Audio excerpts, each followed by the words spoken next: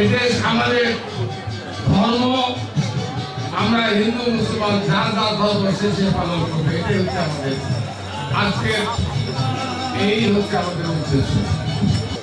আওয়ামী লীগ যখন ক্ষমতায় থাকে তখনই কিন্তু হিন্দু ভাইদের জায়গা জমি বাড়ি চাঁদাবাজি দখলদারিত্ব তাদের সময় হয়েছে।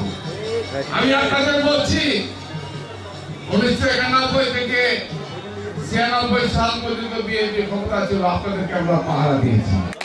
2001 থেকে 6 সাল পর্যন্ত আপনারা সবচেয়ে ভালো সময় কাটিয়েছেন, কিন্তু 2008 থেকে শুরু করে এই 24 সাল পর্যন্ত আপনারা অনেক কষ্টের মধ্যে ছিলেন আছেন। আমার দল, আমরা, আমাদের নেতা তারেক রহমান, আমাদের নেতা খালেদা জিয়া আপনাদের সাথে আছে, আপনাদের সাথে এখানে আমাদের হিন্দু মুসলমান কোনো বিভেদ নাই, ভেদাভেদ নাই। আমরা ভাই ভাই, আমরা ঐক্যবদ্ধ হবে আগামী দিনে না করে আমরা সকল কর্মকাণ্ড আমরা চালিয়ে দিতে চাই। নিশ্চিন্তে খান স্বাস্থ্যকর অল টাইম পান, অল টাইম হেলদি লাইফ।